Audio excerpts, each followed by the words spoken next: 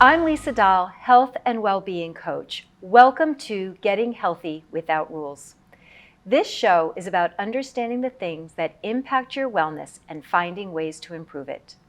In the show, we take a non-diet, no-rules approach to health and wellness. Health and wellness is a moving target. We all have different needs and opportunities to improve it. This approach allows you to make the best choice with the information you have right now. It helps you to be present, flexible, and resilient. In addition, I support you in moving from judgment to curiosity and offering yourself self-compassion. It is time we are all a little kinder to ourselves. Today's episode is about mindful eating. While you might have heard the terms mindfulness and mindful eating casually used, their true roots, origins, and immense impact often remain hidden. These practices can heal our busy minds and reshape our connection to food, body image, and self-care. Mindfulness originated over 2,600 years ago with the teachings of the Buddha. Mindfulness practices was an integral part of his eightfold path to end suffering. Since the 1980s, mindfulness has made a contemporary comeback, transforming how we approach suffering from pain, anxiety, depression, and eating disorders. Mindful eating, a practice rooted in mindfulness, invites us to engage with our meals in a present-centered and non-judgmental way. We foster a healthier relationship with food by turning into our senses, thoughts, and feelings during meals. This practice heightens our awareness of hunger and fullness cues, deepens our understanding of our body's nutritional needs, and encourages conscious eating decisions. The result is a reduction in overeating and a boost to our overall well-being. Today, I invite you to join me and my guest as we dive into the core of this transformative practice. Together, we'll explore how it empowers us to cultivate a thoughtful and harmonious connection with our bodies and food choices. By embracing mindfulness, we equip ourselves with the tools to navigate life's complexities with clarity, kindness, and the freeing power of self-regulation. We will explore what is mindfulness, what is mindful eating, how disordered eating has become normalized, and what happens when we finally take weight off the table. When the discussion lends itself to food and bodies, please note that we may use the words fat or larger-bodied. For example, you can be in a fat body and accept your body and be healthy. We use these words as simple descriptors without judgment. Fat is simply another adjective like thin, and it's up to us to remove the stigma and the negative connotation that society and diet culture have created. Be sure to stay until the end for this week's healthy practice, and I'm excited to introduce today's expert guest, Alice Rosen. Alice has a Master's of Science in Education and is a mindfulness-based mental health counselor and educator specializing in disordered eating. She has a private practice in Concord, Massachusetts. Alice is on the faculty of the Institute for Meditation and Psychotherapy and is the founder of No Diet Workshops, Coming to Our Senses About Food, Body, and Power, Self-Led Eating, and The Conscious Cafe. She is the former Director of Education for Feeding Ourselves, a former board member, and now on the Advisory Council for the Center for Mindful Eating. In addition, Alice has had a meditation practice since 1973 and is trained in internal family systems. Alice, welcome to the show. Thank you, Lisa. I'm very happy to be here. I'm so excited to finally meet you in person, and we became connected through the Center for Mindful Eating, a place that I know holds a very special place in your heart. Yes. So we will talk about that. Yeah. So tell me, you have such an extensive background in mindfulness, meditation, and mindful eating. What first sparked your interest in this field? It's a long story, which I'm going to try to keep short. I started meditating in around 1973 only because other people were doing it. I was a leaf in the wind. I had no idea why I was doing it. And what I discovered in meditating was this sense of freedom or life, hope, maybe some awe, feelings I had never felt before. I was rather dead. And so I just kept doing it. And then in 1979, I was attending a mindfulness retreat at Insight Meditation Society, and I was really dedicating myself to the practice because my life was going to change, and I knew this was my probably last long retreat. And I decided to practice with all full intention. And during eating, I remembered from a time past that someone said, notice the intention to pick up your utensil while eating. There was never been any instruction about mindful eating. Mindful eating didn't exist at that point. And so I decided to do that. And to my utter dismay, I discovered that at some point I had no intention to pick up the utensil again, and more than half of my food was still on the table, food which I would have eaten and wanted more of. And I simply couldn't believe it. And I thought I had discovered something. And what I discovered in myself, that I was the locus of knowing enough. I was freed from the compulsion, and later, as I thought about it, being in the moment stopped craving. So I had literally discovered how to eat by being the boss of myself. And it happened naturally for you. That's the point. And I assume I'm a rather just normal person. If it could happen to me, it could happen to anyone. So that's why I devoted my life to trying to recreate that situation for people, having them be very quiet while eating and see what happens. That's what the Conscious Cafe is about. It's so interesting how when we just let ourselves be with quieting the noise, that our own innate expertise has a chance to bubble up. And when we follow that intuition, magical things actually do happen. I used to call it magic. I mean, it is. It's the intuition. You can call it anything you want to call it. Yeah, I have a program that I run, and I call it the magic of mindful eating. Yeah, because I fully agree, because I didn't really understand how this could happen. Sometimes it just happens naturally. It doesn't have to be curated. Tell me exactly, what is mindfulness? It's a word that's thrown around, and I don't know that people really understand what it means. What is it in your words? Okay. So I need to give you history and context for this. First of all, mindfulness became popularized in the 1980s after John Kabat-Zinn created the mindfulness-based stress reduction workshops programs at UMass Worcester. And these 8-week groups were for people really suffering from chronic pain, at the end of chronic pain, where no one could help them, and they were on medications that were draining them. And this revolutionary way of being with the pain, as opposed to let's see how we can get rid of it, was so effective that other clinicians started creating other mindfulness-based programs for other chronic disorders. So anxiety, depression, and eating issues. And I think Jean Christella was the first one to popularize it, but she was one of the people who created MBEAT, I guess, right? So that was the beginning of mindfulness becoming popular. But so what is mindfulness? Is it a technique? Is it a skill? It's probably a skill. But no, it's an ancient, as you said, it's an ancient 26,000-year-old practice. And it came through the Buddha. He was just a man who was almost obsessed with wanting to know what suffering is. Why aren't people happy? Why are people discontent?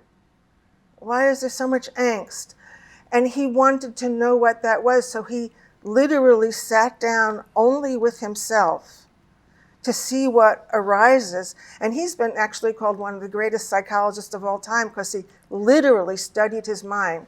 What's happening now, what's coming up, what makes that happen, and all that. And after intensive practice, he came to 4 noble truths.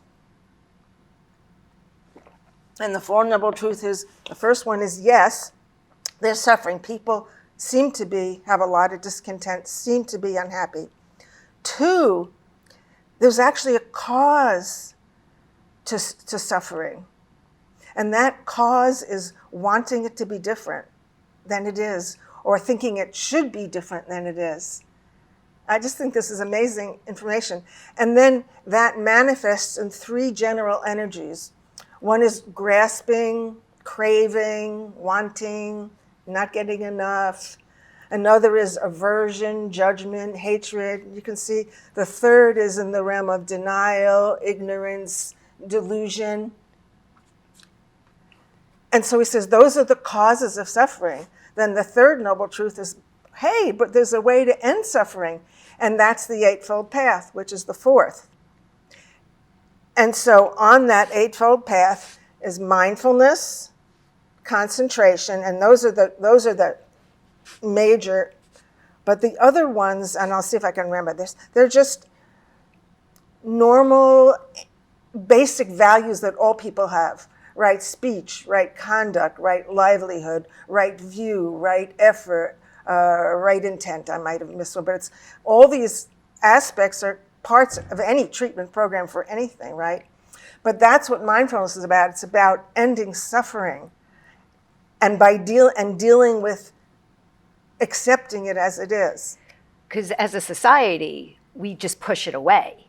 Exactly. You know, we don't understand, or many people don't accept the fact that there's suffering everywhere. Nobody is absolved of suffering. How you get through it is a choice. Is that something along the lines of what you're saying? We're deeply programmed, not just this lifetime, which could be very traumatized, but all the lifetimes before you through the epigenetics. We are deeply programmed for what he called the three poisons: greed, hatred, and ignorance. We're all born with it. It's not right. your It's fault. It's part of the epigenetics, as you just shared. And our job, if we choose that job, is to decondition ourselves. We're deeply conditioned, and through a certain intentional practice, we can be unconditioned. So what is Isn't that cool? like? Yes. And it's a lifelong practice. You never get there. And the practice, and that the word practice is so important because it gives you the space to deviate, make mistakes, learn as you go, that it is not about perfection, it is about the progress within the practice. Yeah, it's a very simple idea, just practice. And you kind of touched on, is mindful eating a skill or a technique? You kind of mentioned it. Do you have an opinion of which one it is, or is it both? No, it's a factor on the path towards liberation. It's a practice. It's not, obviously, everything is it takes some skill to get myself. It takes all kinds of things. But I want people to understand that it's up on the path towards liberation. It's not like a way to get better or to get okay. Because when you're talking about a skill or a technique, there's a methodology. And you're going to get there. And you're going to get there. When we talk about the word practice, it is a process. It's an ever continuing step-by-step practice, and which allows you to say, some days you are more connected to the practice. Some days you may struggle. What can you learn from the days that you are more connected, and what do you learn from the days where you're more disconnected? Yeah, different people take on practice in different ways. So there is no best. It's what's best for you, allowing your mind to be the expert. Mm-hmm. One of the common phrases I hear from a new client is, I want to lose weight first and then practice mindful eating. Tell me how you work with your clients or how you address that. First of all, that's a very good idea. It sounds practical. It sounds good, but it literally doesn't work. Dieting and mindfulness are literally antithetical. They're different paradigms. You can't mix them. But if we go back to the causes of suffering, the cause of suffering is wanting it to be different. So when you're engaging in dieting, i.e. wanting it to be different, you are literally causing suffering. It's like you can't beat someone up into compliance and then say, now that you've complied, I'll be nice to you. I'll be mindful to you. I'll be respectful. Doesn't How's work that going to way. work? It doesn't. There's rebellions, and yeah. Just the way that you explained it is, it doesn't work to beat yourself into submission and then offer kindness. You don't gain anything in that practice. So what we're saying is skip that part, because we know for a fact it doesn't work. What would it look like to shift to something that you can practice and experiment with, and to see if you can find the difference in how you work with yourself? Yes, and to understand that that paradigm will cause suffering. When you're in a paradigm that says the power is out there and you have to bow to authority, instead of being in a paradigm where you know that I am the expert of eating, instead of being in a paradigm where I'm not allowed to have pleasure, or if I do, it's guilty, secret pleasure, as opposed to I'm allowed to have pleasure. Instead of being in a paradigm where it's about the quality of your relationship with your body, as opposed to sacrificing the quality of relationship in order to lose weight, you can see where you're going. And you're going nowhere. Well, I think you're going deeper. You're going, right. You're definitely going deeper, and it creates a downward spiral. a greater disorder. Right. I know from personal experience how normalized dieting has become in our society. I didn't realize how severe my own disordered eating patterns were until I became engaged in the practice of intuitive and mindful eating. Can you share what the differences are between healthy eating and disordered eating? Because disordered eating has become so normalized. Well, disordered means against the natural order. So the natural order is to be in tune with your body and know when you're hungry and sort of know what you want to eat and taste it and know when you've had enough and then toddle off. I mean, as any child would do. Let's see, did I answer your question? So tell me the question again. That's okay. Trying to really discern the difference between quote unquote healthy eating and disordered eating, because in today's world, many people have disordered eating patterns and they don't even understand that they are disordered. I thought my eating was perfectly normal, and it was rigid and extraordinarily regimented with a whole lot of cans, can'ts, shoulds, shouldn'ts, right, wrong, judgmental. And weren't you suffering from that? Wasn't a lot of headspace taken up with that?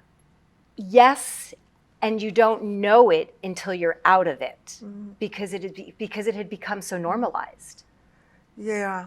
I mean, until someone knows they're suffering, it's hard for them to know. So that's why this program is here. That's why the word is out.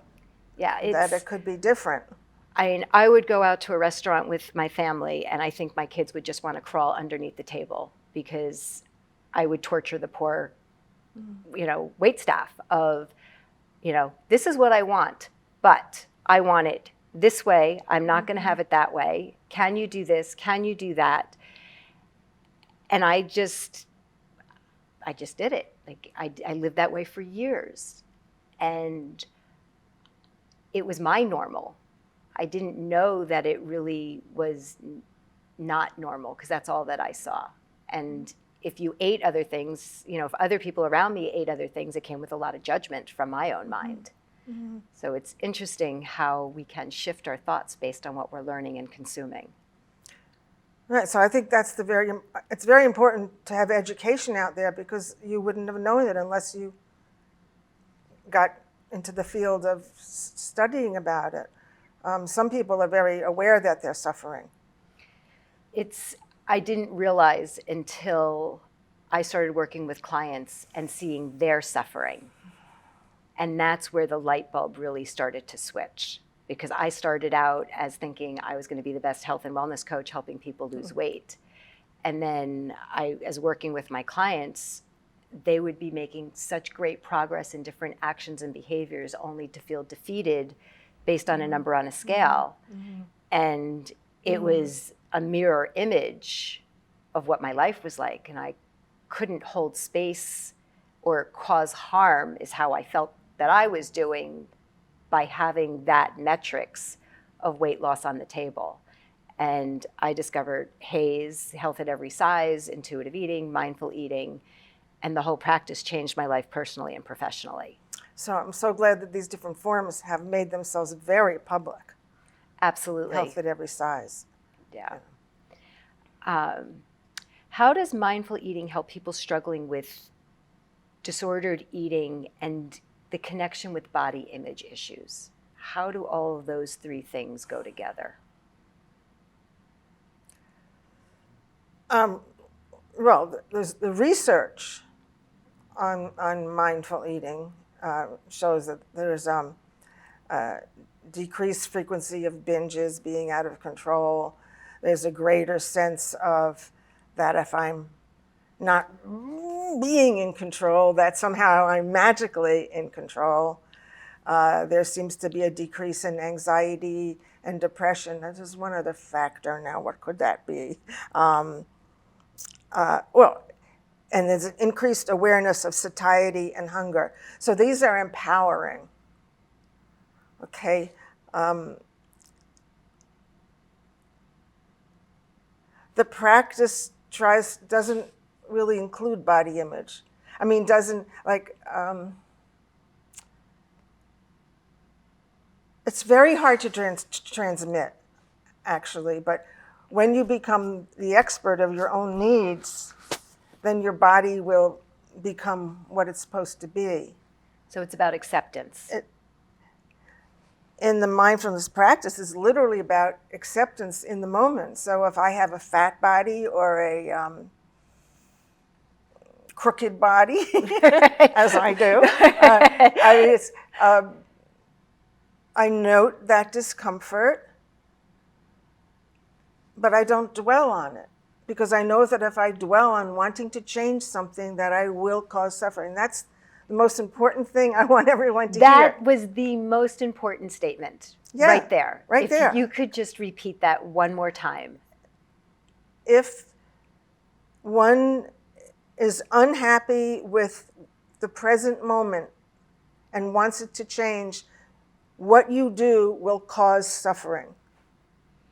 Regardless of what your intentions are, by the way, because most people have good intentions, right? They have good intentions.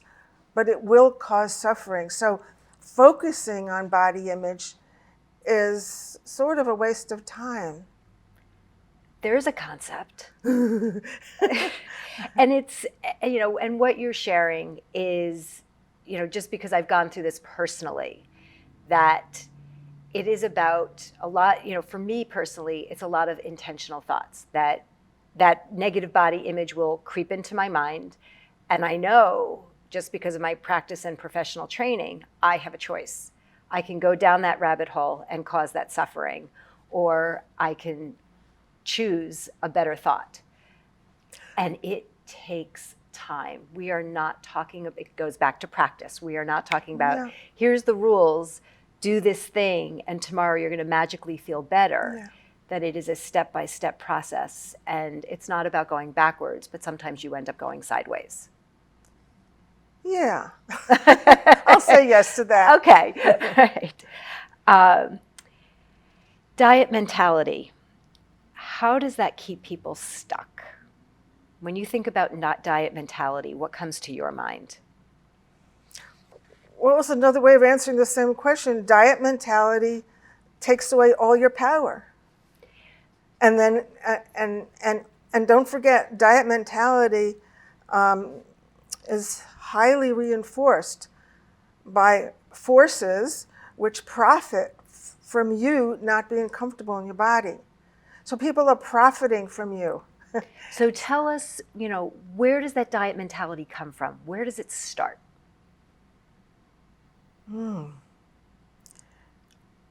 Different people have different stories. I mean, I have clients who by the time they were 5, their mother was telling them what they couldn't eat, and they just learned that if they were fat, they would be unacceptable. And so they'd been conditioned not to listen to themselves from the very beginning.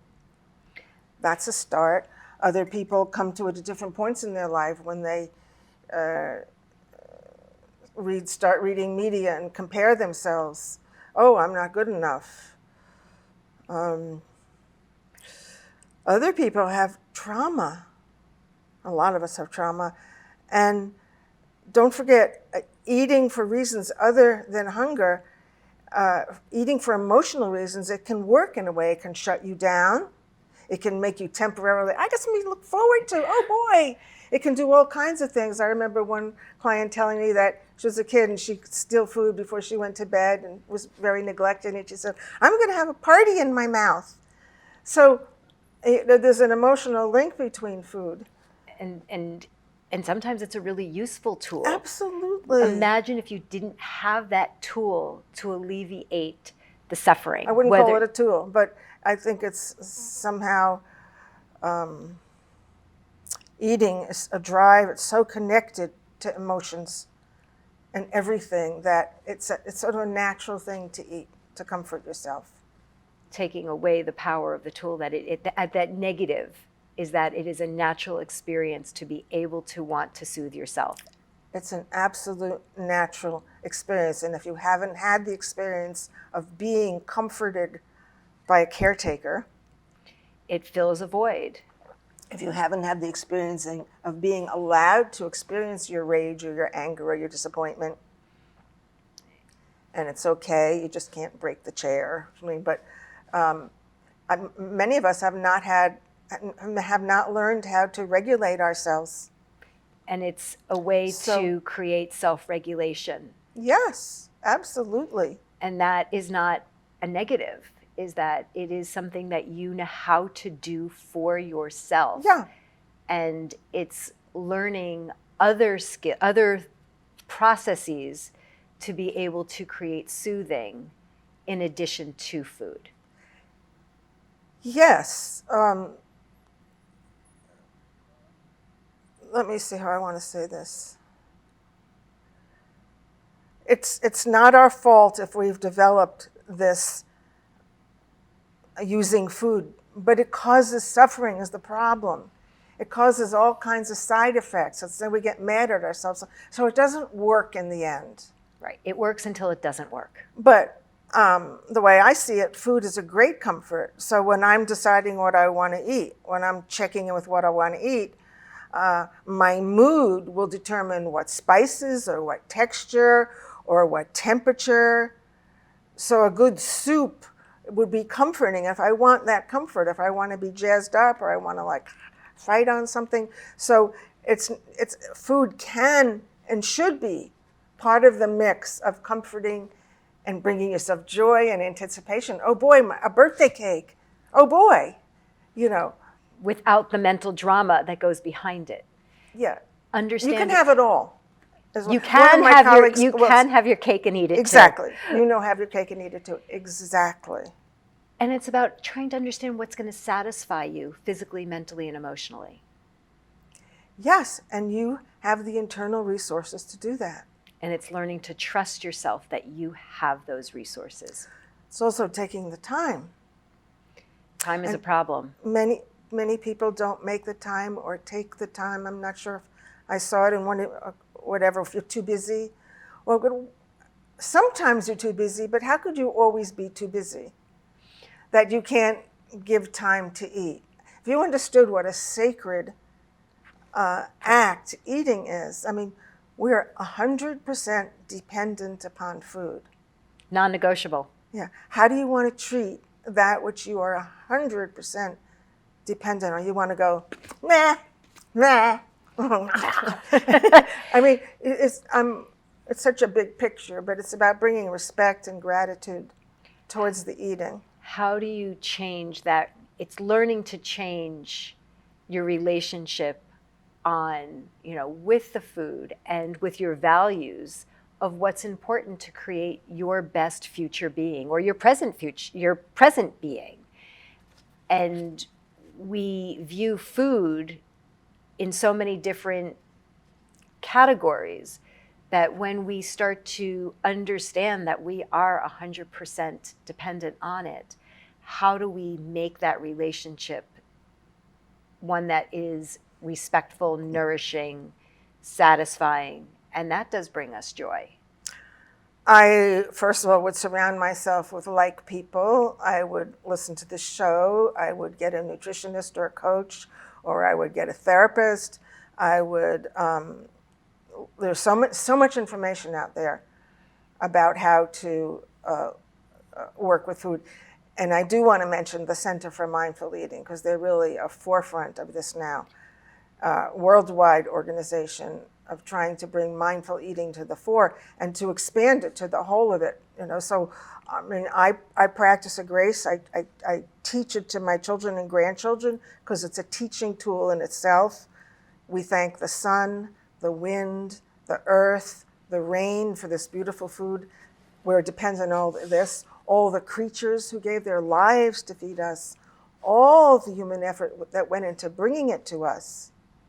Then may we take it in, and may it nourish us so that we can return the energy to the world in ways which lessen suffering and bring joy.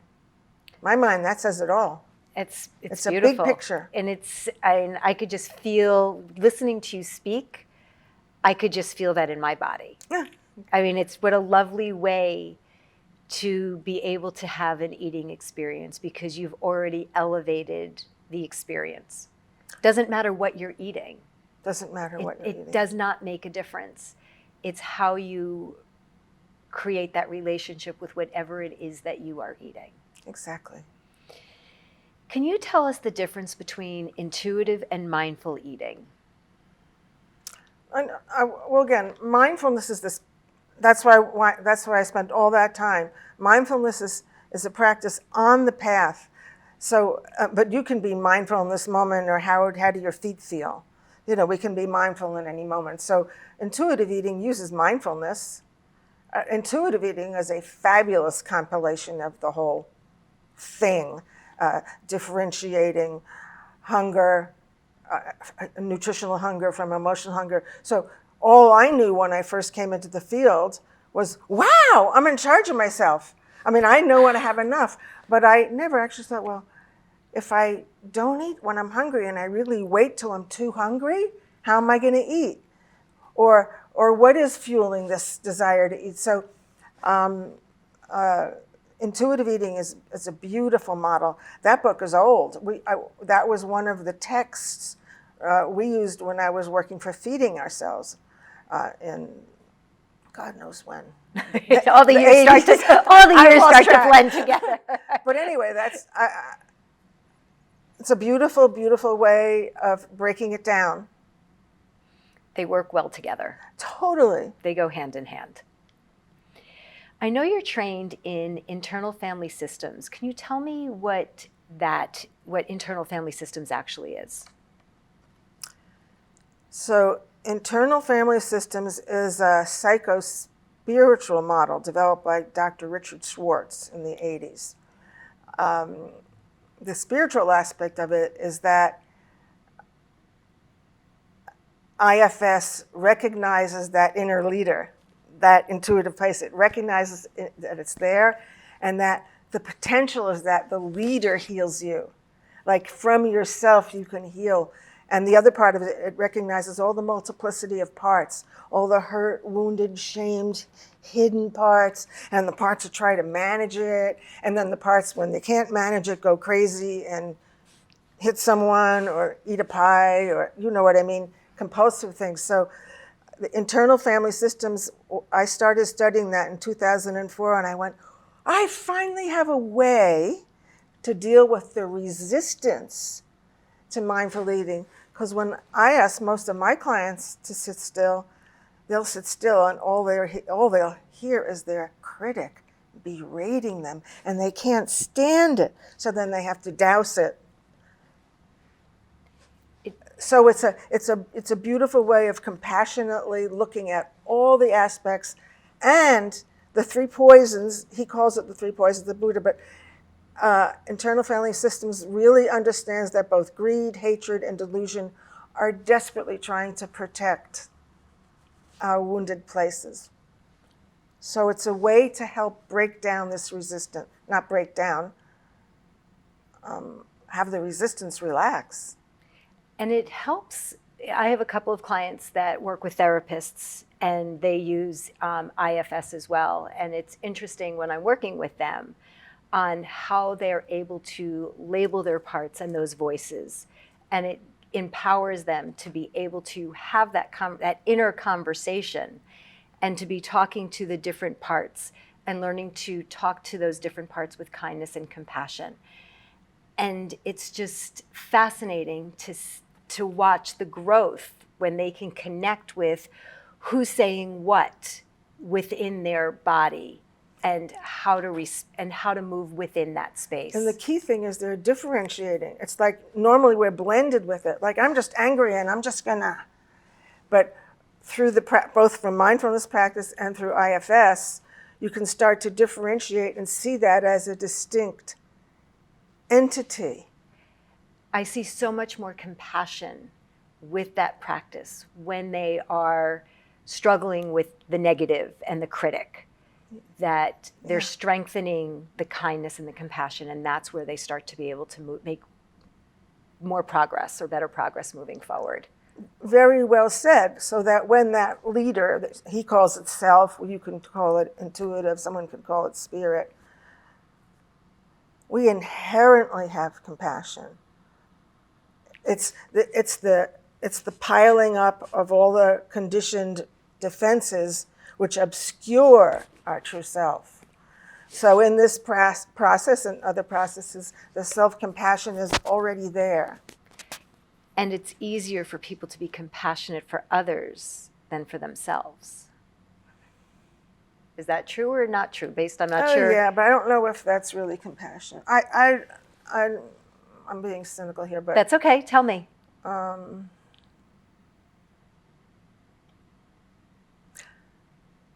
I think it's very important that you deliver and take in and have self-compassion for yourself. I think people can act very well and have empathy for other people. Act. That was an interesting choice of words. Yeah, many people know how to act the right way. I know many people who say the right thing, they're 10 times better than I am at saying the right thing, but they just somehow pulled it from you don't find the authenticity or the felt sense when it's sometimes delivered, that they know the right things. It doesn't mean that they feel it and it's genuine and authentic and from the heart. Right. I'm not sure what you're getting at here, but I think self-compassion is much more important. Being able to give it out, that's great. Right. That is my point, is it's easy for us to say the right thing, yes, to offer compassion to someone else. How do we bring that sense of compassion with authenticity and kindness to come and bring it into ourselves? So that's why I think practice, inherent in mindfulness, by the way, is the teaching of loving kindness. That's also ancient. It's coming back and popular because I think in this time we need more self-compassion, because all you have to do is look at an ad or Facebook and you go, oh, I feel like, oh. And so they're bringing it forth, they're magnifying it as a process, but it's always been there. And I see it, it's a practice, but I see it, it's priming the pump to access what's already there. But why should I feed myself? Oh, you're not good enough. Well, you're not good enough. If I nourish myself with compassion, it makes a difference. It makes a difference. What is self-led eating?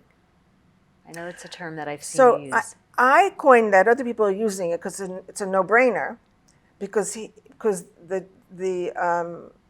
result of, or the intention of, internal family systems is to be self-led.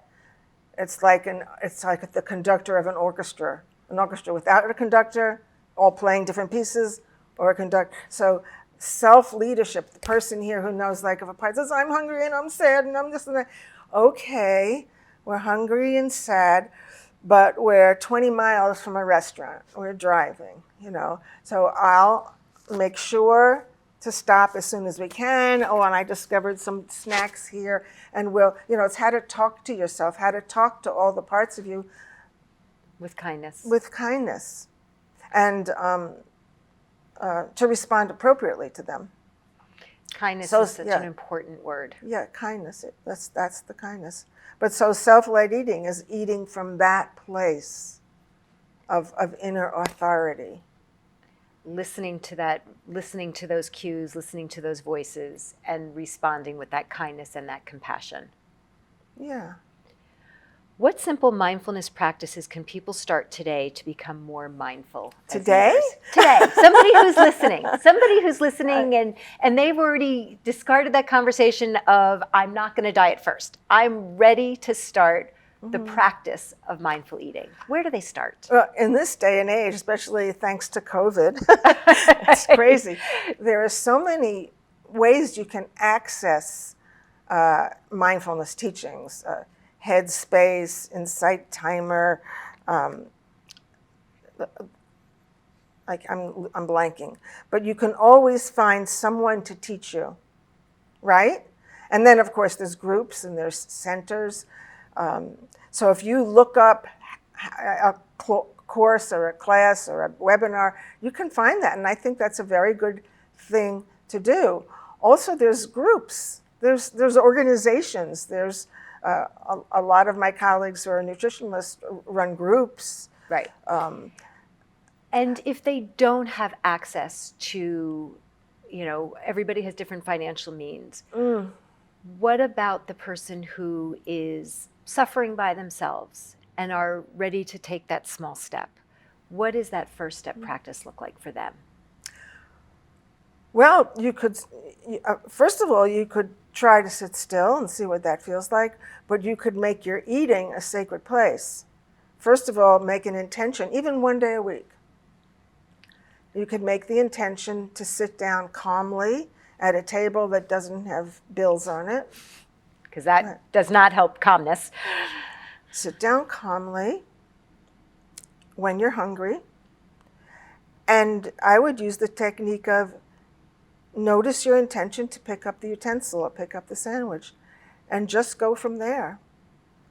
Or you could take 3 mindful bites by doing that and chewing, tasting, swallowing, waiting for it to go down. It would be good to do a little relaxation before eating. Grounding, certainly, or shaking out or something like that. But to practice with the food, it could just be one. It could be one strawberry. It could be that. The point is that it could be that simple. It doesn't need to be overcomplicated. Right. And that step one is all you need is intention to do something a little bit different. And again, like intuitive eating, all these books, all over. There's plenty of books. There's so many books. Intuitive eating. To tell you how to eat mindfully. Right. So I wouldn't do it without any support. And support does make a difference. It's, we can read we can all read. Getting the support to have these conversations, to unpack what's going on in your head, how to understand how to make those shifts, how to set those goals, set practices. It does make a difference. I mean, as a coach, I see it all the time. People know what to do. It's different when you have somebody helping you go through that process. I think it's very important to have help. Yeah. However, whatever you can get it.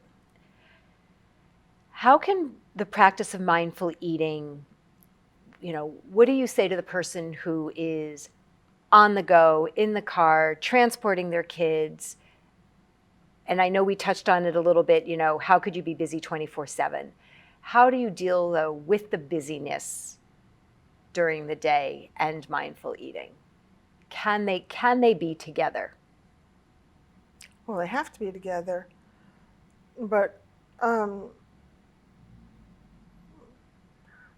I just can't imagine why there really isn't time to stop and eat. Because I it's think that, we make the busyness, because I know people who have nothing going on, and but they're they're so busy. too busy to sit down and eat, or they can't validate eating, so they have to read or watch the television. So I think it's really a mind state. If you're actually too busy, then you do whatever the heck you can. But the idea that we eat in the car, or that we don't have time to eat, is a mistake. And that's our own story. How do we look at our story and really validate, is that true? Or can you kind of start to poke holes Exactly. Is that in true? that story? But that's one of the biggest explanations of why I can't, Right. because I'm too busy.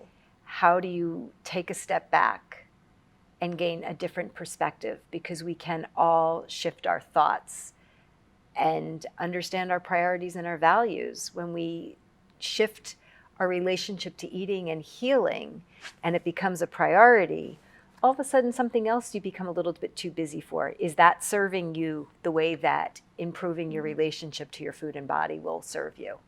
Well, you're bringing up values, and then the rest of his eightfold path is those values. I mean, what are your values? It He starts says, there. I just want to be thin. Right. Shut up, I just want to be thin. Right. Right. So just sit and look at what your values are. Connect, again, going back to being quiet, connecting to yourself, listening to those voices, questioning those voices. Are they serving you? How do they make you feel? What's actually happening? Are you living your best present experience? As best you can. As best you can at that moment in time. Yeah.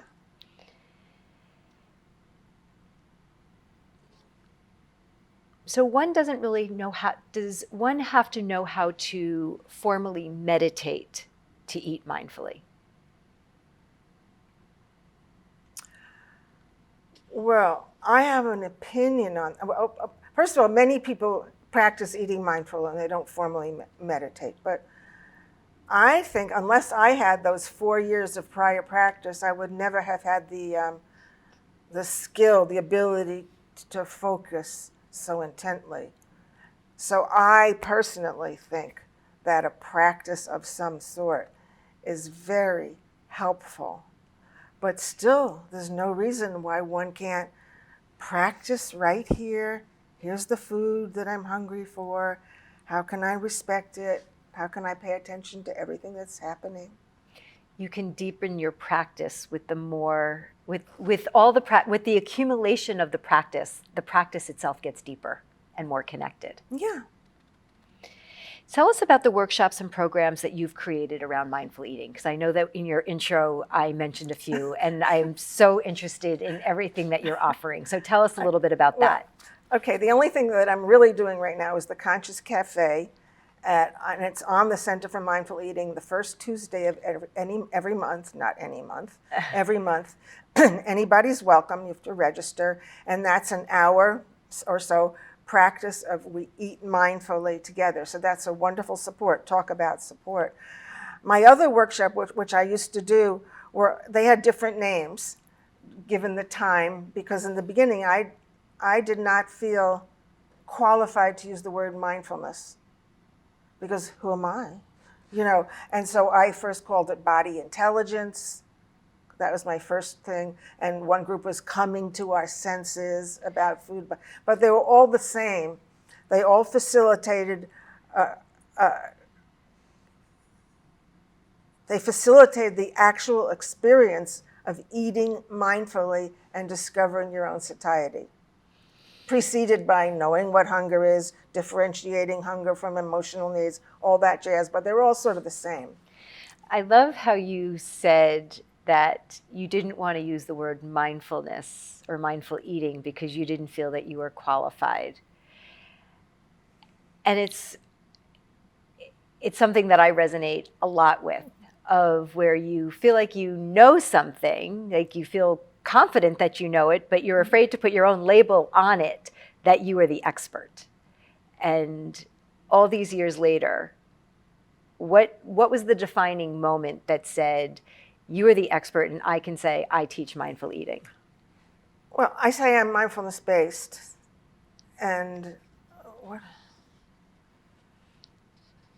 I don't know, because there are teachers of the Dharma, and I am not qualified for that. That's a whole other level of learning. So I want to make very clear that I'm not that, but I've found a process, and I'm on the path, is what I am, and I can help someone else be on the path with me. And there's a joy in mindfulness. Oh, there is. So I'd like to share that. For sure. And before you tell us about this week's practice, are there any other words of wisdom that you would like to share to help people heal their relationship with food? There's a few. Well, so we're talking about a relationship. Any relationship with something that you're dependent upon, it could be very problematic if it's not safe. So it is really important to look at it that way. So what we're really looking for is to feel safe, satisfied, powerful, in charge, pleasure, but safe. And that's what we're looking for. We're not looking for to control. So that's what I wish for everyone, and that's what it's about. It's not about losing weight. And remember, if you try anything else, it will lead to suffering. Keeping ourselves in safety. So, learning how to have that conversation with yourself to keep yourself in safety. Yeah, but I want to say something about relationship. We've learned to have these dysfunctional relationships. We've had these unsafe relationships with our caretakers. Again, so food, parents, all connected. So have a lot of compassion for yourself about where you are on that continuum. We all work so hard or many of us work hard with our relationships with other people. How do we shift that focus to have that relationship with ourselves that is one of loving and nurture, kindness and compassionate, because that's the pathway to alleviating suffering. And if that's in your values, then there's a path to do that, and there's a lot of people like you and me who want to support that. Absolutely. That journey. Absolutely. So please share your practice for this week. I've actually was deciding what that is. So I thought it's not so much a practice as how to be aware of this. So why don't, if you do it with me, can you change your posture and wiggle around a little and get in your body? You can feel your supports on the chair and your feet on the floor. And what if we just pretended we were dignified? What if we just adopted a posture of dignity? Excuse me.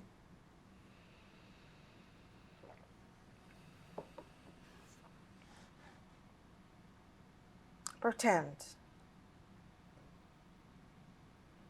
And then notice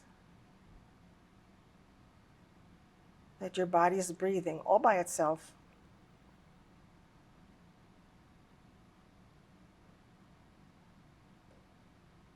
And isn't that cool?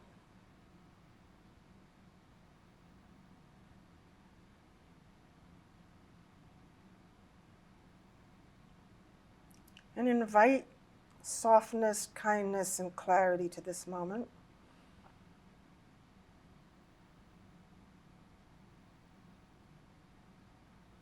And I would like to check it out. Is what the Buddha said true? So let's talk about the realm of relationship with food and body.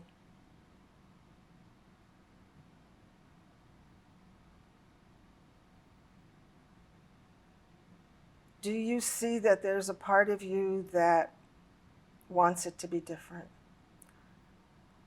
Just notice, is there a part of you, us, that wants the body to be different?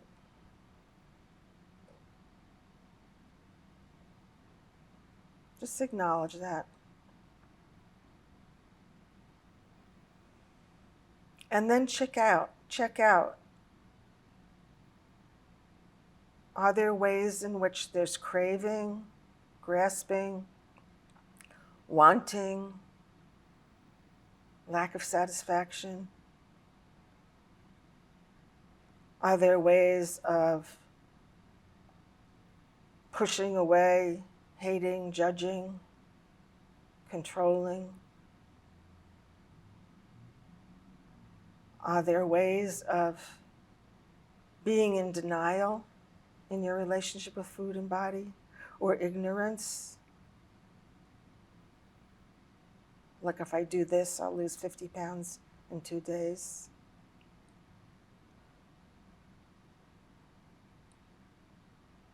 And I think it would be good to notice these forces in ourselves.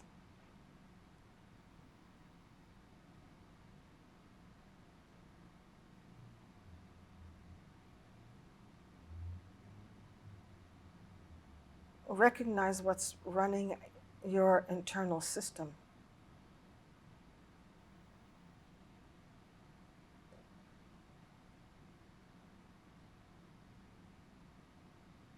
And then recognize there is a way to be liberated.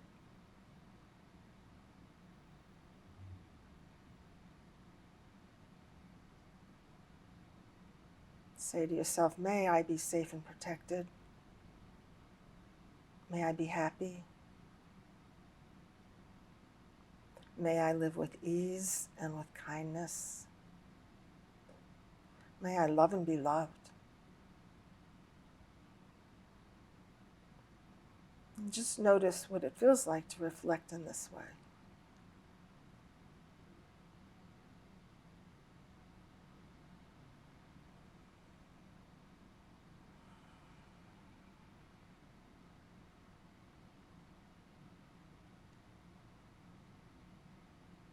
And so just notice what you're aware of right now, how that felt to know what all the parts that are running around in you, and that there's an option.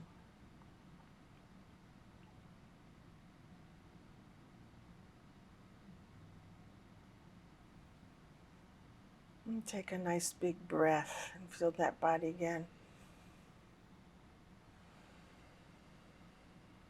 And come back here, but we can keep our dignity.